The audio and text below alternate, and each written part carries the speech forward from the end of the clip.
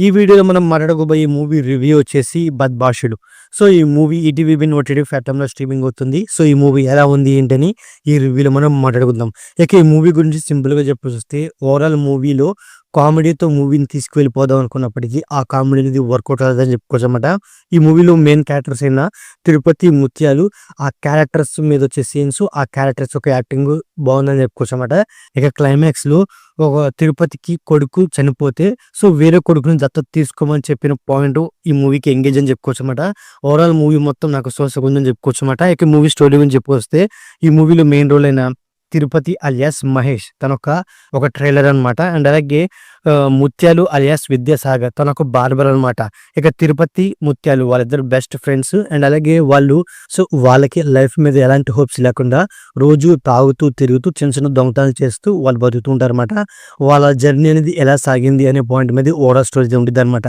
ఉన్నప్పటికీ movie first half అలాగే second half విషయానికొస్తే ఫస్ట్ హాఫే కాస్త ఎంగేజ్ చేసిందని చెప్పుకోవచ్చనమాట. Second half సోసగుందని చెప్పుకోవచ్చనమాట. ఈ క్లైమాక్స్ పోర్షన్ ఓకేషన్ అని చెప్పుకోవచ్చనమాట.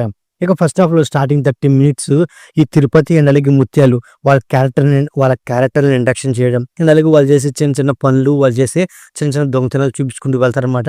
ఇక ఇక దాని తర్వాత మూవీ అనేది ఇంటర్వెల్ వరకు తిరుపతి అండ్ అలాగే ముత్యాలు వాళ్ళు పోలీస్ స్టేషన్‌లో ఉంటారనమాట.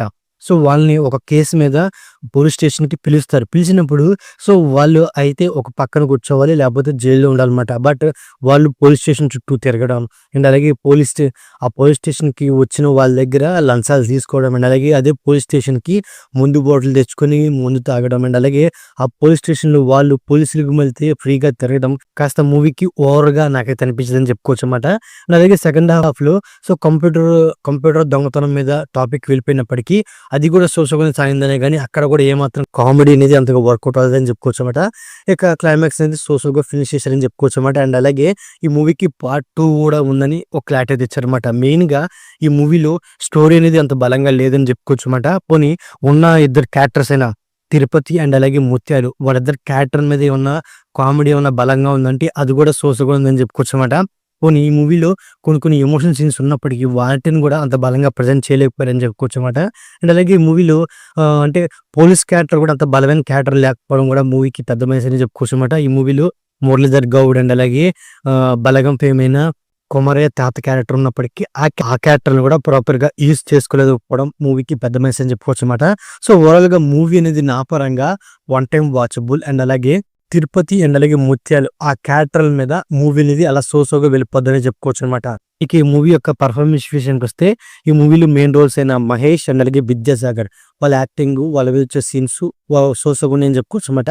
అండ్ అలాగే మురళీధర్ గౌడ్ అండ్ అలాగే కొమరే క్యారెక్టర్ సో, వాళ్ళ యాక్టింగ్ అనేది నాకు సోసగుంది అని చెప్పుకోవచ్చు అనమాట. ఇక ఈ మూవీ మ్యూజిక్ విషయానికి వస్తే సాంగ్స్, బ్యాక్గ్రౌండ్ మ్యూజిక్ ఓకేషన్ చెప్పుకోవచ్చు అనమాట. సినిమాటోగ్రఫీ, ప్రొడక్షన్ వాల్యూస్ సోసగుని అని చెప్పుకోవచ్చు అనమాట. సో, ఓవరాల్‌గా ఇదండి 'బద్మాషులు' మూవీ రివ్యూస్. నా రివ్యూకి నచ్చినట్లయితే ఈ వీడియోకి ఒక చిన్న లైక్ అలాగే మన ఛానల్‌ని సబ్స్క్రైబ్ చేసుకోండి. Okay, thank you all.